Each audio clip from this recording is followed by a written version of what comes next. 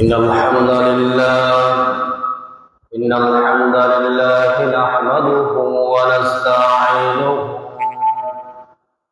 ونستغفره ونؤمن به ونتوكل عليه ونعوذ بالله من شرور أنفسنا ومن سيئات أعمالنا من يهده الله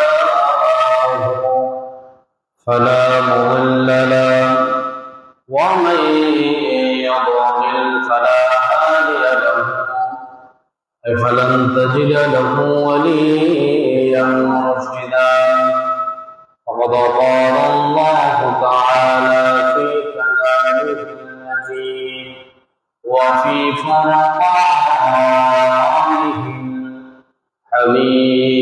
الحميد أعوذ بالله من الشيطان الرجيم بسم الله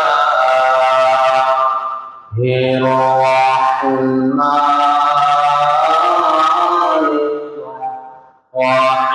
الرحيم إن الله وملائكته يصلون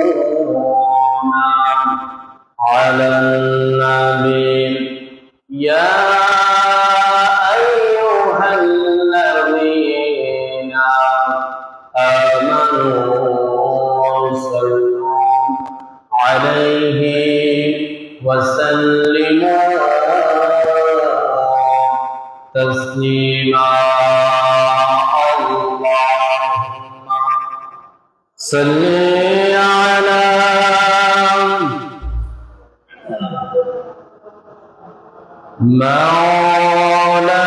مولانا محمد وعلى آله سيدنا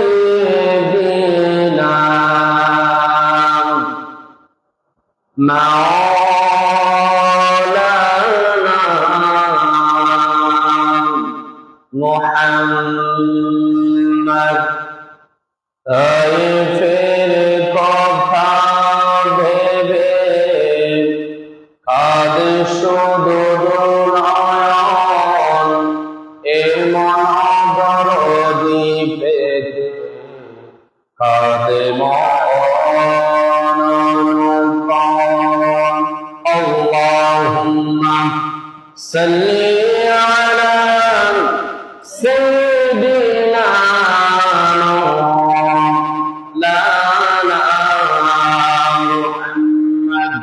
وعلى آل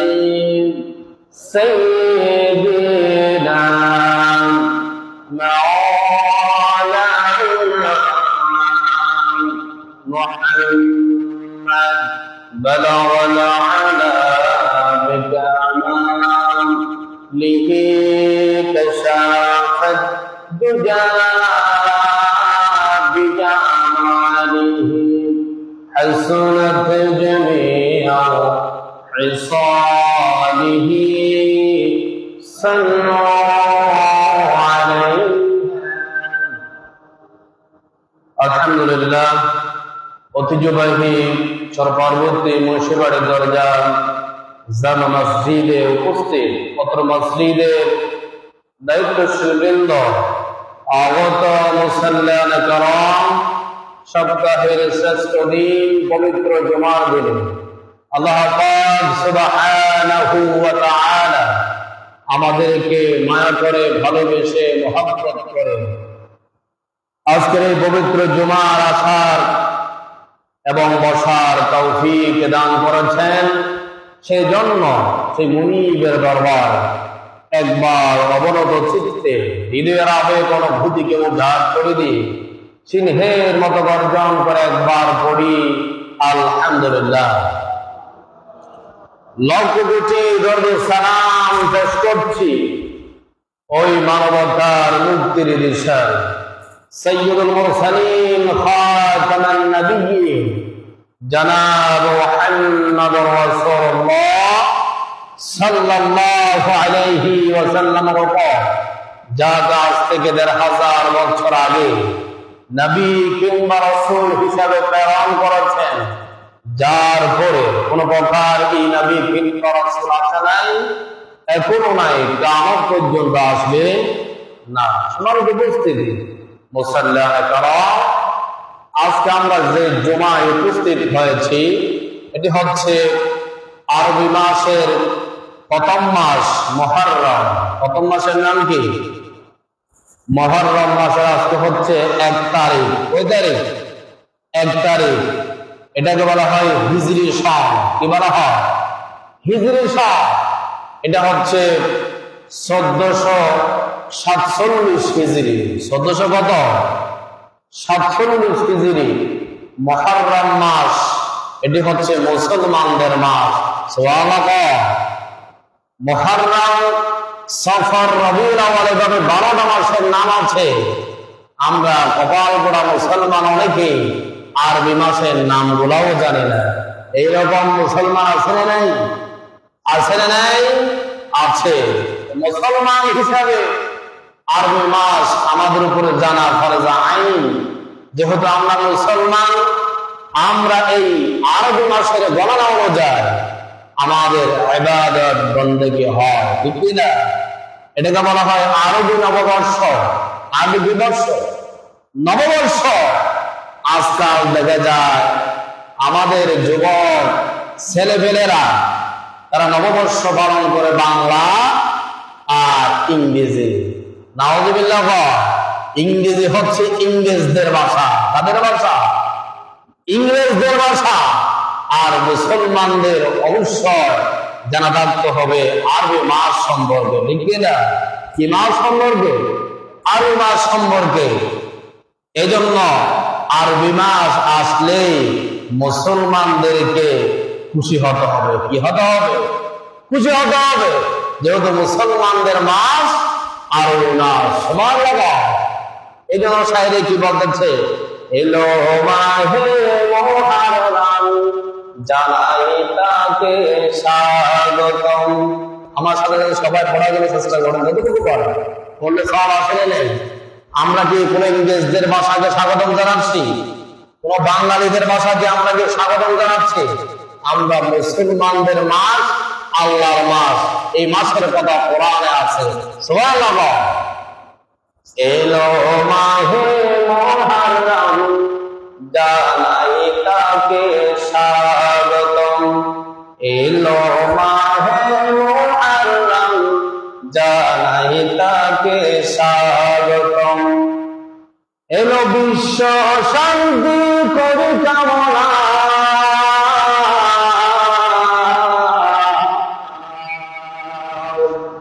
এলো বিশ্ব শান্তি করি কামনা, নিয়ে ইমানি চেতনা।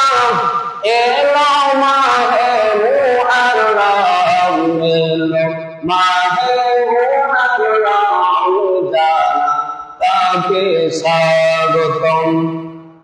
এলো মাহে মুহররম, জানাই তাকে স্বাগতম।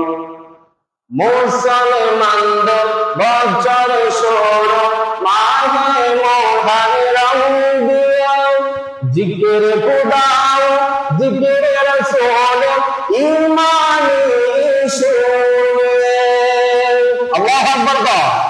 মুসলমানদের বছর ষোলো মাহে মুহররম দিয়া, জিকির খুদাও জিকির রাসূল ঈমানি শুনে। আল্লাহ আল্লাহ ইয়া রাসূলুল্লাহ, আল্লাহ আল্লাহ ইয়া রাসূলুল্লাহ, কণ্ঠে তুমি হর হর দম। এলো মাহে মুহররম, জানাই তাকে স্বাগতম। এলো মাহে মুহররম, জানাই তাকে স্বাগতম। আমরা যে মাসকে স্বাগতম জানিয়েছি এটা কাদের মাস? মুসলমানদের মাস। কার মাস? আল্লাহর মাস। সুবহানাল্লাহ। এই জন্য আমাদের দেশের মধ্যে দেখা যায় অনেক যুবকেরা আছে, ইংরেজি যখন বাংলা নববর্ষ আসে তারা সেটাকে স্বাগতম জানায় মদ আর গাঁজাকে। নাউজুবিল্লাহ। এরকম আমরা দেখেছি না? যখন নববর্ষ আসে তারা তাদের এক্স গার্লফ্রেন্ডকে নিয়ে তারা কি করে? আনন্দ উৎসব করে। নাউজুবিল্লাহ। আমরা ওই নববর্ষকে আমরা স্বাগতম জানাই না, আমরা এমন মাসকে স্বাগতম জানাবো যে মাস আমাকে দ্বীন শিক্ষা দেয়, যে মাস আমাকে কোরআন হাদিস শিক্ষা দেয়, ওই মাসটা আমরা স্বাগতম জানাবো। সুবহানাল্লাহ। তাহলে হিজরি সন সম্পর্কে আমাদের জানতে হবে। হিজরিটা কি? আমরা যে লিখি 2025 ইং, এটা সঠিক নয়, এটা খ্রিস্টাব্দ বলা হয়। খ্রিস্টাব্দ মানে হচ্ছে খ্রিস্টানদের ভাষা। কিসে? খ্রিস্টানদের তৈরি করা এটা নিয়ম খাম। এই জন্য হিজরি সন সম্পর্কে আমাদের জানতে হবে। হিজরি সন সম্পর্কে একটা ইতিহাস আছে। কি আছে? একটা ইতিহাস আছে। হিজরি সনকে প্রবর্তন করলেন, এই হিজরি সন প্রবর্তন করেছেন রাসূলুল্লাহ সাল্লাল্লাহু আলাইহি ওয়াসাল্লামের প্রিয় একজন সাহাবী, ইসলামের সেকেন্ড খলিফা। ইসলামের কত নাম্বার খলিফা? সেকেন্ড খলিফার নাম কি? হযরতে ওমর ফারুক রাদিয়াল্লাহু তাআলা আনহুর সময়ে এই হিজরি সনটা তারা গণনা করা শুরু করেছেন। সুবহান। নবী করিম সাল্লাল্লাহু আলাইহি ওয়াসাল্লামের যুগে এবং আমলে হিজরি সন কি করা হয় নাই? গণনা করা হয় নাই। নবী করিম সাল্লাল্লাহু আলাইহি ওয়াসাল্লাম যখন দুনিয়ার জমিন থেকে বিদায় হয়ে গেল, এরপরে যিনি খেলাফতের দায়িত্ব পালন করেছিলেন তার নাম হচ্ছে হযরত আবু বকর। তার নাম কি? হযরত আবু বকর। আবু বকরের পরে যিনি খেলাফতের দায়িত্ব পালন করেছেন, ইসলামের সেকেন্ড খলিফা হযরতে ওমর ফারুক রাদিয়াল্লাহু তাআলা, তার শাসনামলে তিনি হিজরি সনটা কিভাবে গণনা করেছিলেন? রাসূল করিম সাল্লাল্লাহু আলাইহি ওয়াসাল্লামের পূর্বে পৃথিবীতে রোমান এবং পারস্য এবং অন্যান্য জাতির মধ্যে নিজস্ব কি ক্যালেন্ডার ছিল? কি ছিল? ক্যালেন্ডার ছিল। ইংরেজি তখন থেকেও ছিল, বাংলা তখন থেকেও ছিল, কিন্তু আরবি ছিল না।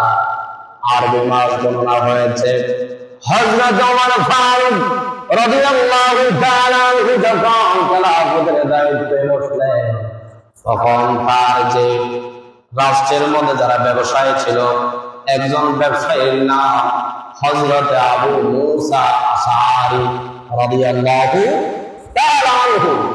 রাসূলের সাহাবী একজনের নাম হযরত আবু মুসা আশআরী রাদিয়াল্লাহু তাআলা আনহু।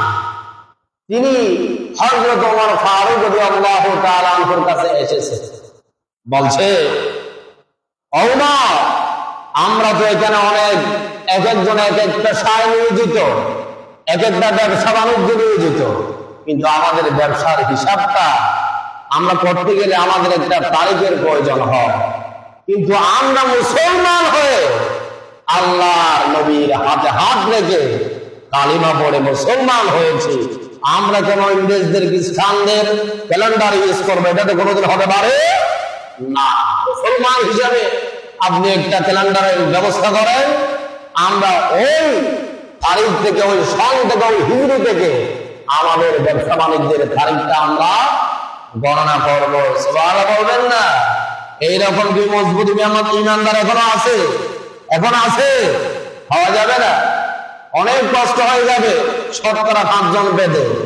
আমরা হিন্দু মুসলমান চাই না, খ্রিস্টান চাই না, সমানভাবে সবার সাথে আমরা মিলেমিশে চলে যায়।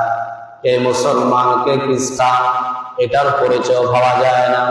মুসলমান আজকে এমন হয়ে গিয়েছে, আমি তো মুসলমান, আমি একজন পবিত্র ধর্মের মানুষ, কেন আমি হিন্দু আর খ্রিস্টানদের কালচার নিয়ে ব্যস্ত থাকি? এক সেকেন্ডও আমরা চিন্তা করি না। ঠিক না? এরকম যে চিন্তা করেনি, মুসলমান নাই তো। এখন মুসলমান আসল মুসলমান কয়জন? আপনি যখন জরিপ ছড়াবেন প্রকৃত মুসলমান পেতে কষ্ট হয়ে যাবে, ঠিক না? এই জন্য আমাদের দোকান থেকে বের হয়ে আসতে হবে, ইহুদি খ্রিস্টানদের কালচার থেকে বের হয়ে আসতে হবে, মুসলমানিত্ব ধরতে হবে। আবু মুসা আশআরী তিনিও চাইলে ইংরেজদের ক্যালেন্ডার ইউজ করতে পারত, কিন্তু তিনি সেটা ইউজ করেন নাই। উমর ফারুককে বলেছে, ওমর তুমি একটা ক্যালেন্ডারের ব্যবস্থা করো, আমরা আজকে দেখে ওইটা অনুযায়ী আমাদের ব্যবসা বাণিজ্যের হিসাব গুলা আমরা লিপিবদ্ধ করবো। সুবহানাল্লাহ। হযরত ওমর ফারুক চিন্তা করলেন, মুসা আশআরীর কথা তো একেবারে সঠিক কথা, তাহলে সবাইকে ডাক দেওয়া হলো, কি দেওয়া হলো? সবাইকে ডাক দেওয়া হলো। হযরত ওমর ফারুক রাদিয়াল্লাহু তাআলা আনহু তিনি যে কোনো একটা মতামত পেশ করতে পারতেন, যেহেতু তিনি একজন রাষ্ট্রের প্রেসিডেন্ট। ওমর ফারুক একজন রাষ্ট্রের প্রেসিডেন্ট, যেটাই মন চায় সেটাই করতে পারে, তার সেই পাওয়ার, সেই ক্ষমতা আছে না নাই? আছে। কিন্তু ওমর ফারুক তিনি সেটা করলেন না। বলছে, আবু মুসা আশআরী এটা যদি করতে হয় আমাদের একটা পরামর্শ গঠন করতে হবে। কি করতে হবে? পরামর্শের ভিত্তিতে আমরা ক্যালেন্ডার অবশ্যই বানাবো। সুবহানাল্লাহ। এবার সবাইকে ডাক দেওয়া হলো। হযরতে ওমর ফারুক রাদিয়াল্লাহু তাআলা আনহু সবাইকে ডাক দিয়ে এক জায়গায় করল, সবাইকে বক্তব্যটা প্রকাশ করেছে। প্রকাশ করার পরে হযরত ওমর ফারুক বলেছে, আমরা আজকে থেকে একটা বিজনেস গণনা করতে চাই, তোমরা কি বলো?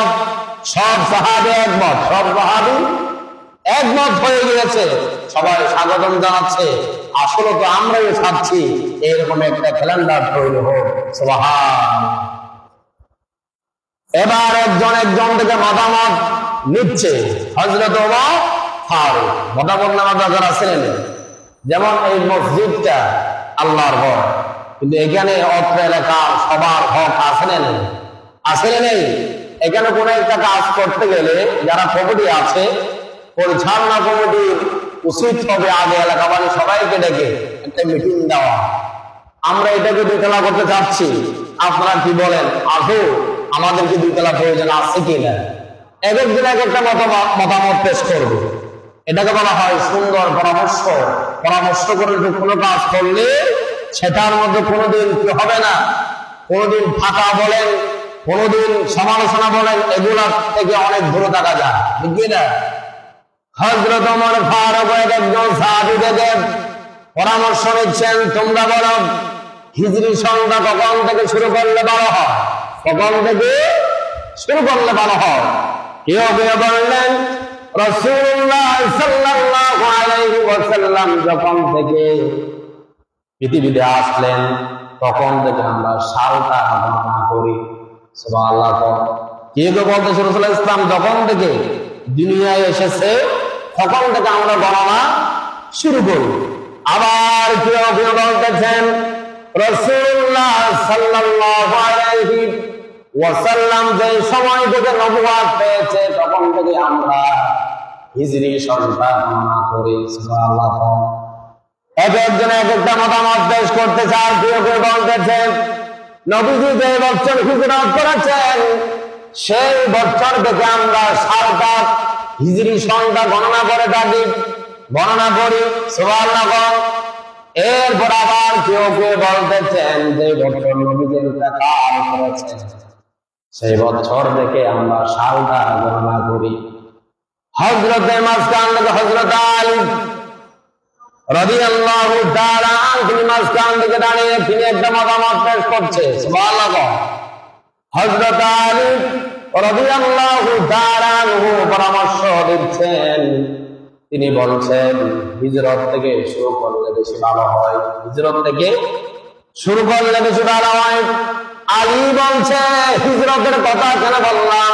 এই জন্য বললাম আপনার আমার নবী মায়ার নবী মুহাম্মদ সাল্লাল্লাহু আলাইহি ওয়াসাল্লাম যখন মক্কা থেকে মদিনায় হিজরত করেছে, এটার মাধ্যমে একটা প্রমাণিত হয়েছে, সত্য মিথ্যার একটা কথা কি হয়েছে, প্রমাণিত হয়েছে।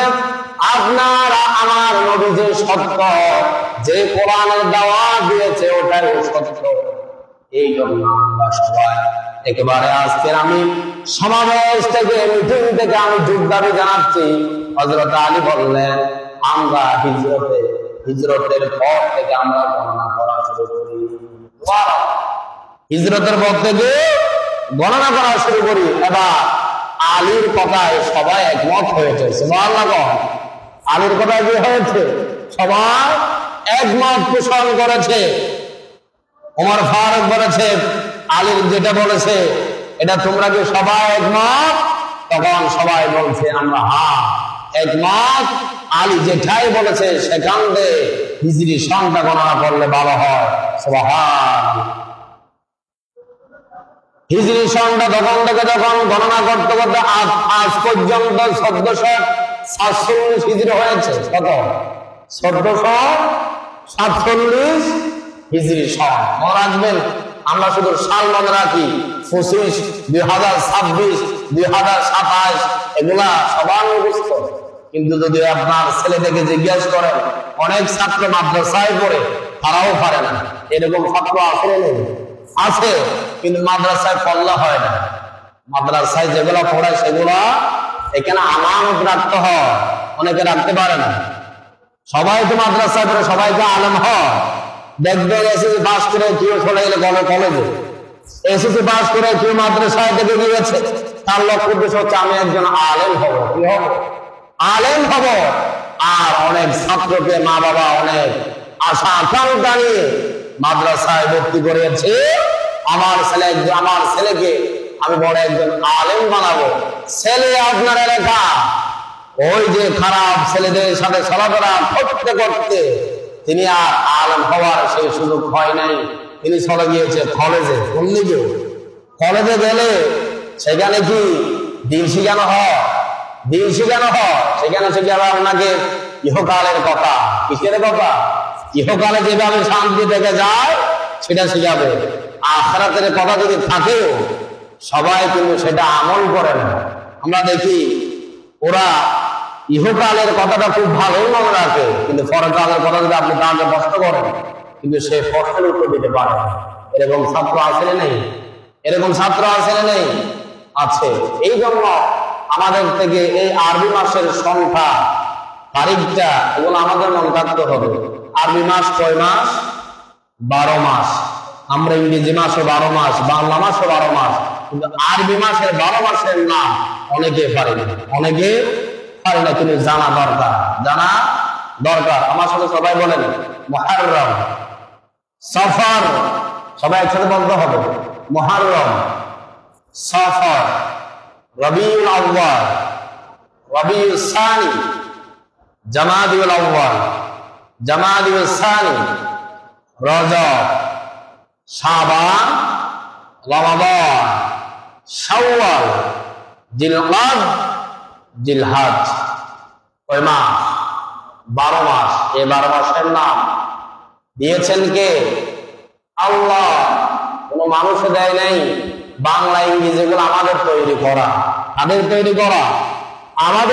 করা, কিন্তু আরবি মাস যেখানে তৈরি করেছেন তিনি কে? আল্লাহ। এখানে কোনো মানুষের হাত নেই। সূর্য সকালে যে উঠায়া দেয় তিনি কে? আবার যে বিকালে আবার ডুবিয়ে দেয় তিনি কে? আল্লাহ। এটা তার দ্বারা সম্ভব। আমরা দেখি প্রতি বছর আরবি মাসগুলো নড়াচড়া করে। কি করে? নড়াচড়া করে। কিন্তু ইংরেজি বলেন, বাংলা বলেন, এগুলো নড়াচড়া করেন। এগুলো মৃত্যুর মতো। কিসের মতো? মৃত ব্যক্তিকে যদি আপনি নড়াচড়া করে, সেই কি নড়তে পারে? তার ভিতরে কি নেই? রুহু নেই। কিন্তু আরবি মাসের ভিতরে রুহু আছে। এগুলো নড়াইছে আল্লাহ। যেমন রমজান মাস এক এক সময় বর্ষাকালে চলে আসে, এক এক সময় একেবারে দেখা যায় গরমকালে চলে আসে, এক এক সময় দেখা যায় শীতকালে চলে আসে। এখান থেকে বোঝা যায় আরবি মাসগুলা নড়াচড়া করে। কি করে? আরবি মাসগুলো নড়াচড়া করে। এবার তো সনটা কি করা হলো? সনটা কখন থেকে গণনা করা হবে সেটা ঠিক হয়ে গেল।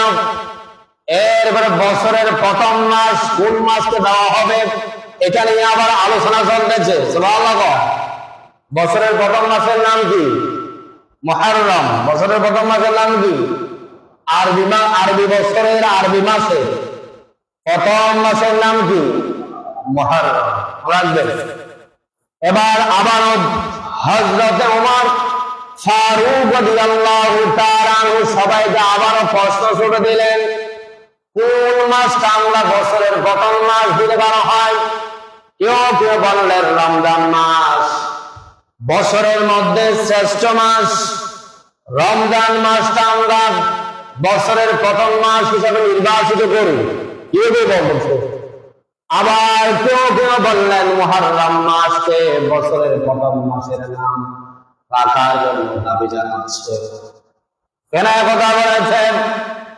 এবার কেউ কেউ বললেন মুহররম মাস কেন বছরের প্রথম মাস হবে? মুহররম মাসের আগের মাস হলো জিলহজ মাস। সুবহানাল্লাহ। আর জিলহজ মাস হচ্ছে একটা ইবাদতের মাস। ইসলামের পাঁচটা খুঁটির মধ্যে যে পঞ্চম নাম্বার যে খুঁটি আছে সেটা জিলহজ মাসের মধ্যে পালন করা হয়। হজ এটা ইসলামের কত নাম্বার খুঁটি? পঞ্চম নাম্বার খুঁটি। আর এটাকে পালন করা হয় ওই জিলহজ মাসে। কি মাসে? হজ পালন করা হয় কোন মাসে? জিলহজ মাসে। জিলহজ মাসের মধ্যে মানুষ আল্লাহর ঘর তাওয়াফ করে যখন সবাই যার যার এলাকায় চলে যাবে, এর পরের মাসটা আমরা মুহররম মাস এটাকে বছরের প্রথম মাস হিসাবে নির্বাচিত করলে ভালো হয়। সুবহানাল্লাহ। হাদিসের মধ্যে আছে নবী করিম সাল্লাল্লাহু আলাইহি ওয়াসাল্লাম বলেছেন 12টা মাসের মধ্যে 7টা মাসকে সম্মানিত করেছেন। সুবহানাল্লাহ।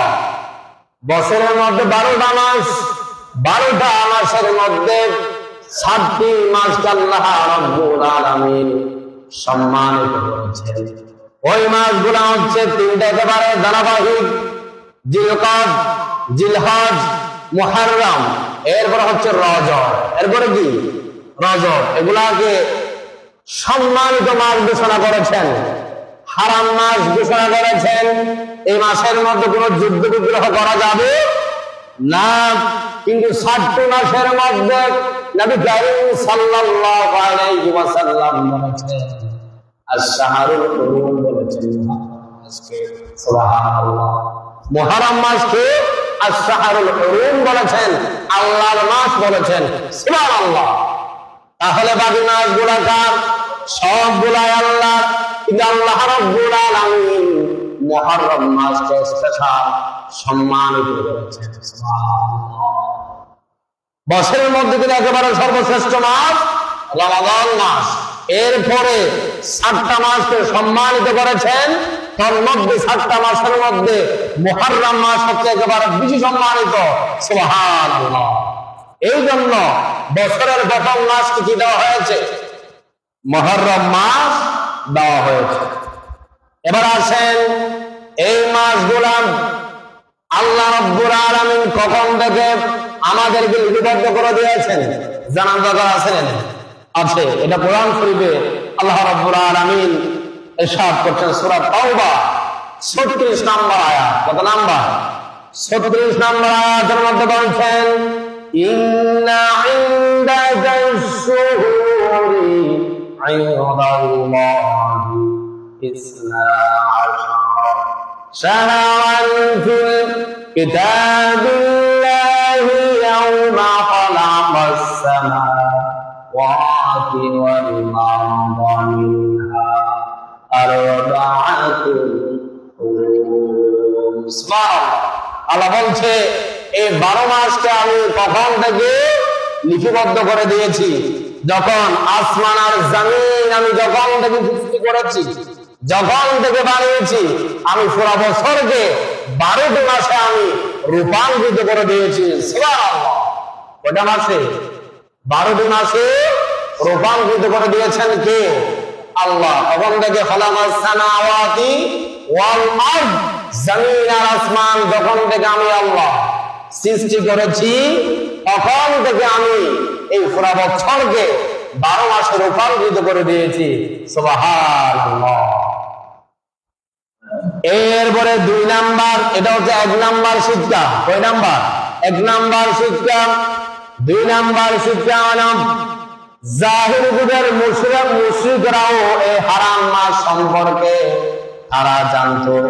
আল্লাহ পাক এই মাসের মধ্যে, 7টা মাসের মধ্যে কোন ধরনের পাপাচার করা যাবে না, যুদ্ধ বিগ্রহ করা যাবে না, খারাপ কাজ করা যাবে না, বেশি বেশি আমলের কাজ করার জন্য যিনি নির্দেশ দিয়েছেন তিনি আল্লাহ। তারা জানার পরেও তারা মানত না, তারা নিজেদের মন করা কিছু মতবাদ সেখানে পেশ করত। আল্লাহ বলেছেন মুহররম মাস, মুহররম মাস, জিলকদ মাস, জিলহজ মাস, রজব মাসের মধ্যে আল্লাহ যুদ্ধ না করার জন্য বলেছে, খারাপ কাজ না করার জন্য বলেছে। আমরা একটা কাজ করি, এই কাজগুলো মুহররম মাসের মধ্যে করে ফেলি। আল্লাহ যে মাসের মধ্যে নিষিদ্ধ করেছেন ওই মাসের মধ্যে করে ফেলি, অন্য মাসের মধ্যে ওই কাজগুলো করবো না। নাউযুবিল্লাহ। আল্লাহ পাক যদি, আপনি একটা উদাহরণ দিলে আর ক্লিয়ার হবে। আজকের যে জুমা, আমাদের জন্য সপ্তাহের মধ্যে শ্রেষ্ঠ দিন হচ্ছে জুমাবার। কিবার? জুমাবার। আপনি যদি মন গড়া একটা মতবাদ দেন, আমি জুমাবারে জুমাটা না পড়ে শনিবার পড়বো, জুমা হবে? শনিবার পড়লে এটা আপনার মন গড়া হয়ে যাচ্ছে না? ঠিক তেমনি ভাবে কাফের মুশরিকেরা, জাহেলি যুগের কারা কাফের ছিল, তারা কি করতো? সালাদি করতো। কি করতো? সালাদি করে তারা যে হারাম মাসের মধ্যে সমস্ত পাপ কাজগুলো করতো, অন্যান্য মাসের মধ্যে করতো না। তারা এটা বোঝাতে চাচ্ছে যে আল্লাহ তো নিষিদ্ধ করেছেন, ঠিক আছে, যে কোনো এক মাসে করলাম না, নাউযুবিল্লাহ, তাহলে আল্লাহর আইনের পরিপন্থী হয়ে যায়। কি হয়ে যায়? আল্লাহর আইনে কি হয়ে যায়? পরিপন্থী হয়ে যায়। এই জন্য ওই রকম কাজ থেকে আমাদেরকে আল্লাহ পাক হেফাজত রাখুক। নিজেকে আমাদেরকে পরিচালনা করতে হবে কোরআন এবং হাদিসের দিকে লক্ষ্য রেখে নিজের জীবনকে পরিচালনা করতে হবে। সবাই বলেন আমিন। এরপরে 3 নাম্বার শিক্ষা হলো, 3 নাম্বার শিক্ষা হলো রাসূলুল্লাহ সাল্লাল্লাহু আলাইহি ওয়াসাল্লাম হাদিসের মধ্যে বলছেন, শাহরুল্লাহিল মুহাররম, শাহরুল্লাহিল মুহাররম। মুহাররম মাস কার মাস বলেছিলাম? আল্লাহর মাস। সবাই বলেন না, মুহাররম মাস কার মাস? আল্লাহর মাস। এগুলো দূরে দূরে বলবেন এবং মনে রাখবেন। কেন বললাম? এটাকে এত গুরুত্ব কেন দিল? আল্লাহর মাস, আল্লাহ নিজেকে মাসকে স্পেশাল সম্মানিত করেছেন। সুবহানাল্লাহ। এরপরে নাসাইর মধ্যে হাদিস এসেছে, হযরত আবু যর গিফারী রাদিয়াল্লাহু তাআলা আনহু হতে বর্ণিত, তিনি বললেন, রাসূলুল্লাহ সাল্লাল্লাহু আলাইহি ওয়াসাল্লাম হাদিসের মধ্যে আসছে, নবী করিম সাল্লাল্লাহু আলাইহি ওয়াসাল্লামকে এক সাহাবী প্রশ্ন করলেন, ইয়া রাসূলুল্লাহ, ইয়া হাবিবাল্লাহ, রাতের অংশের মধ্যে কোন অংশটা, কোন সময়টা বেশি গুরুত্বপূর্ণ? সুবহানাল্লাহ। এরপরে বলেছেন, মাসের মধ্যে কোন মাসটা বেশি গুরুত্বপূর্ণ? নবী করিম সাল্লাল্লাহু আলাইহি ওয়াসাল্লাম বলেছেন, রাতের মধ্যে, রাতের শেষ সময় বেশি গুরুত্বপূর্ণ। সুবহানাল্লাহ। রাতের শেষ ভাগ মানে যখন আমরা তাহাজ্জুদের নামাজ পড়ি, রাতের 2টা বাজে, 3টা বেজে যায়, ওই সময়টা আল্লাহর কাছে বেশি দামি হয়ে যায়। এরপরে মাসের মধ্যে সর্বোত্তম নফল ইবাদতের জন্য মাস হলো মুহররম মাস। কি মাস? মুহররম মাস। এই মুহররম মাসের মধ্যে নবী করিম সাল্লাল্লাহু আলাইহি ওয়াসাল্লাম বেশি আমল করতেন। বেশি কি করতেন? অন্যান্য মাসও করতেন, মুহররম মাসে খুব বেশি করতেন। সুবহানাল্লাহ। নবী করিম সাল্লাল্লাহু আলাইহি ওয়াসাল্লাম কোনদিন 7টা আমল কোনদিন ছাড়তেন না। কয়টা? 7টা আমল কোনদিন ছাড়তেন না। 1 নাম্বার আমল হলো আইয়ামে বিজ, আইয়ামে বিজ মানে হচ্ছে মাসের মধ্যে 13, 14, 15 তারিখ, 13, 14, 15 তারিখ তিনি রোজা রাখতেন। সুবহানাল্লাহ, নফল রোজা। এরপর 2 নাম্বার, সপ্তাহের মধ্যে 2টা দিন বেশি রোজা রাখতেন, সোমবার আর বৃহস্পতিবার, সোমবার আর বৃহস্পতিবার। আর তিনি ফজরের 2 রাকাত সুন্নাহ কোনদিন ছাড়তেন না। সুবহানাল্লাহ। এরপরে বলেছেন আশুরা রোজা নবী করিম সাল্লাল্লাহু আলাইহি ওয়াসাল্লাম কোনদিন ছাড়তেন না। সুবহানাল্লাহ। তাহলে নবী করিম সাল্লাল্লাহু আলাইহি ওয়াসাল্লাম যেটা জীবনে কোনদিন ছাড়তেন না, ওটা আমাদের থেকে ছুটে যায় কিনা?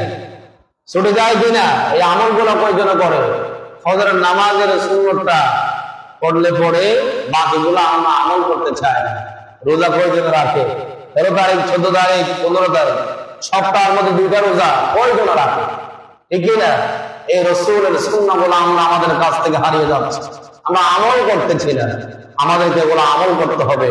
রাসূলুল্লাহ ইসলামের যদি আপনি সুপারিশ পেতে চান, তার আমল, তার সুন্নাহকে আমাদের থেকে আঁকড়ে ধরতে হবে। সুবহানাল্লাহ। আশুরা রোজা এবং গুরুত্বপূর্ণ রোজা। আশুরা রোজা যখন আপনি রাখবেন, তখন আল্লাহ পাক রব্বুল আলামিন আপনার অতীতের 1 বছরের গুনাহ আল্লাহ পাক মাফ করে দিবেন। আশুরা রোজা রাখলে অতীতে 1 বছরের গুনাহ কি করে দিবেন? মাফ করে দিবেন। নবী করিম সাল্লাল্লাহু আলাইহি ওয়াসাল্লাম এই জন্য এই হাদিসকে বেশি গুরুত্ব দিয়ে তিনি এই আমলটা বেশি বর্ণনা করেছেন। সুবহানাল্লাহ। তাহলে এবার আসেন আশুরা কাকে বলে? অনেকে আশুরা কি জন্য আশুরাকে এত গুরুত্বপূর্ণ করেছেন অনেকে জানি না। সময় আছে আমাদের হাতে আর 5 মিনিট, আমি দ্রুত বলে দিচ্ছি আশুরাকে কেন আশুরা বলা হয়। জানার দরকার আছে না? নাই আছে। এই আশুরা 10টা ঘটনাকে কেন্দ্র করে এটার এই 10 দিনের আশুরার 10 দিনকে এত গুরুত্ব দেওয়া হয়েছে। সুবহানাল্লাহ। কয়টা ঘটনা? 10টা ঘটনাকে কেন্দ্র করে এই আশুরাকে গুরুত্ব দেওয়া হয়েছে। আল্লামা বদরুদ্দিন আইনি রাহমাতুল্লাহি আলাইহি তিনি তার কিতাবের মধ্যে বলছেন, আল্লাহ পাক 10টা ঘটনাকে গুরুত্ব দিয়ে তিনি এই আশুরাকে গুরুত্ব দিয়েছেন। সুবহানাল্লাহ। 1 নাম্বার ঘটনা হচ্ছে নবী করিম সাল্লাল্লাহু আলাইহি ওয়াসাল্লাম যখন মক্কা থেকে মদিনায় হিজরত করেছিলেন, মক্কা থেকে মদিনায় হিজরত করেছিলেন, সেখানে যাওয়ার পর দেখছেন মূসা আলাইহিস সালাতু ওয়াস সালামের কিছু উম্মত, তারা মূসা ইসলাম কিছু মানে নবী মানে, কিন্তু তারা মূসা ইসলাম ফেরাউনের খবর থেকে মুক্তি পেয়েছিলেন মুহররমের 10 তারিখ। কয় তারিখ? মুহররমের 10 তারিখ। এখন আমরা অনেকে জানি হযরত মূসা আলাইহিস সালাতু ওয়াস সালামকে অনেক নির্যাতন করেছিলেন, নিপীড়ন করেছিলেন কে? ফেরাউন। তৎকালীন জালেম বাদশার নাম কি? ফেরাউন। তিনি অনেক নির্যাতন করেছিলেন মূসা আলাইহিস সালামকে। মূসা আলাইহিস সালামকে যখন নির্যাতন করতেছিলেন, তিনি সহ্য করতে না পারে নির্যাতন, তিনি পালিয়ে যাচ্ছিলেন। কি যাচ্ছিলেন? পালিয়ে যাচ্ছিলেন। তিনি যেতে যেতে সামনে একটা নদী পেয়েছে, এবার কিভাবে পার হবে এ ঘটনা তো আমি বিগত অনেক আলোচনা করেছি, সংক্ষেপে বলতেছি। মূসা আলাইহিস সালাম যখন সাগরের সামনে চলে গেল, তিনি আর সেখানে স্টপ হয়ে গেল, আর হাঁটতে পারছিলেন না। সাথে সাথে আল্লাহর কাছে কি করেছেন? দোয়া করেছেন। সাথে সাথে আল্লাহ পাক মূসার দোয়া কবুল করে আল্লাহ পাক জিবরাইলকে পাঠিয়ে দিয়েছে, জিবরাইল যাও মূসার কাছে যাও, মূসাকে বলে দাও বই খাবার গুলো দাও নাই, তার হাতের যে লাঠি আছে সেটা দিয়ে সাগরের মধ্যে আঘাত করতে বলো, আমি আল্লাহ রাব্বুল আলামিন আমার কুদরতে রাস্তা বানিয়ে দিব। সুবহানাল্লাহ। ওই দিন ফেরাউনের কবল থেকে মূসা আলাইহিস সালাম রেহাই পেয়েছিলেন। আল্লাহ পাকের নির্দেশে তিনি যে লাঠি আঘাত করেছেন, সাথে সাথে রাস্তা হয়ে গিয়েছে। মূসা আলাইহিস সালাম বেঁচে গেলেন। ফেরাউন পিছনে এসে দেখছে এই সাগরের মধ্যে তো আগে এভাবে রাস্তা দেখি নাই, এত সুন্দর রাস্তা হয়ে গেল, এখন তো মূসাকে ধরতে আরো সহজ হয়ে যাবে। ফেরাউন তার দরবার সাথে সাথে যখন রাস্তার মাঝখানে চলে গেল মূসাকে ধরার জন্য, আল্লাহ পাক সাথে সাথে ওই রাস্তাকে পানির সাথে মিশায়া দিলেন। ওই লোহিত সাগর, কি সাগর? লোহিত সাগরের মধ্যে ডুবায়া ফেরাউনকে মেরেছিলেন। ওই দিন আল্লাহ পাক মূসাকে যেই দিন মুক্তি দান করেছিলেন ওই দিন ছিল আশুরার 10 তারিখ, মুহররমের কয় তারিখ? 10 তারিখ। এই জন্য এটা হচ্ছে 1 নাম্বার কারণ। কয় নাম্বার? 1 নাম্বার কারণ। 2 নাম্বার কারণ হচ্ছে হযরত নূহ আলাইহিস সালাতু ওয়াস সালাম, তার ঘটনা আমরা অনেকে জানি। নূহ আলাইহিস সালাম তার কওমদেরকে 950 বছর দ্বীনের দাওয়াত দিয়েছিলেন। কত শত বছর? 950 বছর দাওয়ার পরে তাদেরকে ইসলামের দিকে দীক্ষিত করাতে পারেন নাই। তিনি শেষ পর্যন্ত আল্লাহর কাছে দোয়া করেছেন, ও আল্লাহ, এদের কথা আমি অনেক দাওয়াত দিয়েছি, তারা তো দ্বীনের দাওয়াত গ্রহণ করতেছে না, এদের উপর আপনি গজব নাযিল করেন। আল্লাহু আকবার। নূহ আলাইহিস সালাম বদদোয়া দিয়েছিলেন, সাথে সাথে আল্লাহ রাব্বুল আলামিন সেটাও কবুল করে নিয়েছেন।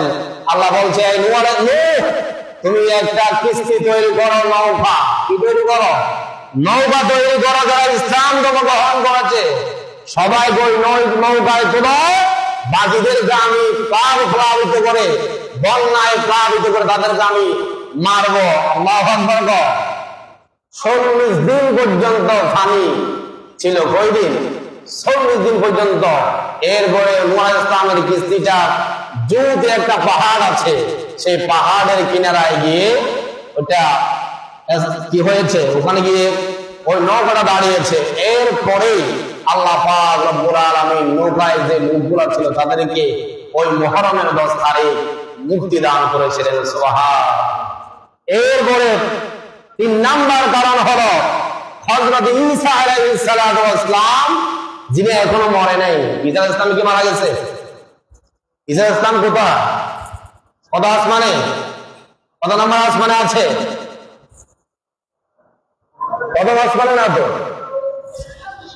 পঞ্চম। এটা মেরাজের আলোচনায় বলেছিলাম। ঈসা আলাইহিস সালাম এখনো আছে।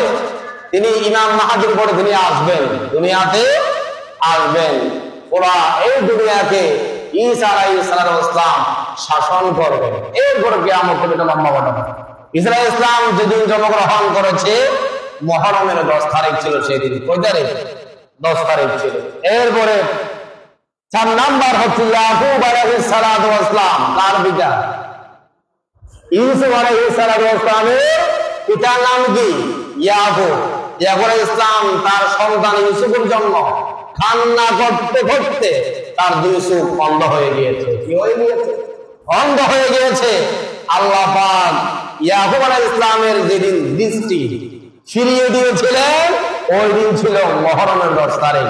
সুবহানাল্লাহ। হযরত ইউসুফ আলাইহিস সালামকে কূপ থেকে যেই দিন উদ্ধার করেছিলেন ওই দিনই ছিল মুহররমের কয় তারিখ?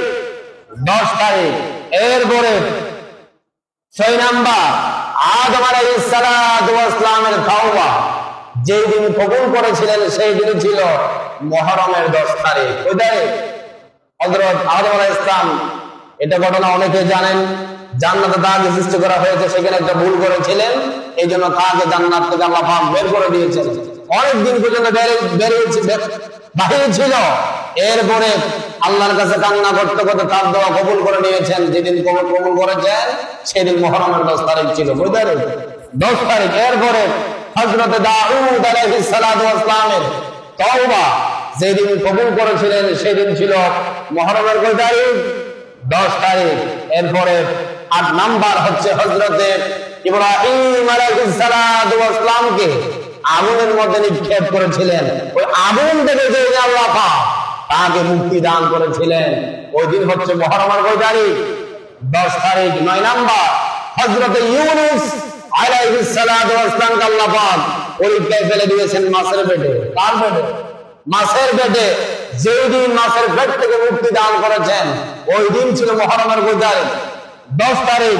একদম লাস্ট নাম্বার 10 নাম্বার হচ্ছে মুহাম্মাদুর রাসূলুল্লাহ সাল্লাল্লাহু আলাইহি ওয়াসাল্লামের সকল গুনাহ, নাউযুবিল্লাহ, মুহাম্মদ সাল্লাল্লাহু আলাইহি ওয়াসাল্লামের কিন্তু গুনাহ নেই। সেটাকে আল্লাহ পাক গুরুত্ব বোঝানোর জন্য বলেছে, আমি আমার নবী মুহাম্মদ সাল্লাল্লাহু আলাইহি ওয়াসাল্লামের যত জীবনের মধ্যে যত গুনাহ থাকে সব গুনাহ আমি আল্লাহ পাক মাফ করে দিয়েছি।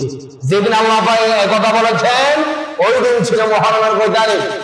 10 তারিখ। কিন্তু মুহাম্মদ সাল্লাল্লাহু আলাইহি ওয়াসাল্লামের কোনো গুনাহ নাই। এটাকে গুরুত্ব দিয়ে বোঝানোর জন্য আল্লাহ পাক এই কথাটা বলেছিলেন। যদি মনে মনে চিন্তা করেন মুহাম্মদ সাল্লাল্লাহু আলাইহি ওয়াসাল্লাম একজন গুনাহগার, নাউযুবিল্লাহ, তাহলে ঈমান চলে যাবে। কি হয়ে যাবে? ঈমান চলে যাবে। এই জন্য আমাদেরকে এই যে 10টা ঘটনাকে কেন্দ্র করে এই আশুরাকে গুরুত্ব দেওয়া হয়েছে। সুবহানাল্লাহ। অনেকে আমরা এগুলা জানি না, এই আশুরাকে আশুরা কেন বলা হয়। এই জন্য আশুরা, যে আমি একটা কথা বলতে ভুলে গিয়েছি, যে আশুরা রোজা কয়টা, অনেকে এটা জানতে চায়। আশুরা রোজা রাখতে হবে আমাদের 2টা। হয়তো আপনি রাখবেন 9 তারিখ 10 তারিখ, আর যদি না পারেন 10 তারিখ 11 তারিখ। কেন রাখতে হবে? ওই যে দিন মুহাম্মদ সাল্লাল্লাহু আলাইহি ওয়াসাল্লাম মদিনায় হিজরত করার পরে মুসা আলাইহিস সালামের যারা উম্মত ছিল তারা কি রোজা রেখেছিল? তাদেরকে জিজ্ঞেস করেছেন, তোমরা কেন রোজা রাখলা? তখন তারা বলছে, আমরা রোজা রেখেছি আমাদের নবী মুসা আলাইহিস সালাম আজকের এই দিন মুহররমের 10 তারিখে আল্লাহ পাক ফেরাউনের কবল থেকে তাকে মুক্তি দান করেছেন, এই জন্য শুকরিয়া আদায় করে আমরা কি রেখেছি? একটা রোজা রেখেছি। মুহাম্মদ সাল্লাল্লাহু আলাইহি ওয়াসাল্লাম বলেছে, তাহলে তো মুসা আলাইহিস সালাম তোমাদের চেয়ে আমাদের আরো কাছে। সুবহানাল্লাহ। তোমাদের চেয়ে আমাদের আরো কাছে। এরপরে মুহাম্মদ সাল্লাল্লাহু আলাইহি ওয়াসাল্লাম সাহাবীদেরকে বলছে, আগামী বছর থেকে আমরাও মুহররমের 10 তারিখ যখন আসবে আমরা 2টা রোজা রাখবো। সুবহানাল্লাহ। যাতে করে কাফের মুশরিকদের সাথে আমাদের সাথে মিলে না যায়। সুবহানাল্লাহ। এইজন্য আমাদের রাখতে হবে কয়টা? রোজা রাখলে কয়টা রাখতে হবে? 2টা রাখতে হবে। হয়তো 9 তারিখ 10 তারিখ, আর না পারলে 10-11 তারিখ 2টা রোজা রাখার জন্য চেষ্টা করবেন। যারা পারেন এই নফল ইবাদতগুলো করার জন্য চেষ্টা করবেন। আল্লাহ পাক আজকের আলোচনা থেকে আমাদেরকে যা বলেছে এগুলো আমল করার তৌফিক দান করুন। সবাই বলে আমিন। ওয়া মা তাওফীকি ইল্লা বিল্লাহ। আসসালামু আলাইকুম ওয়া রাহমাতুল্লাহ।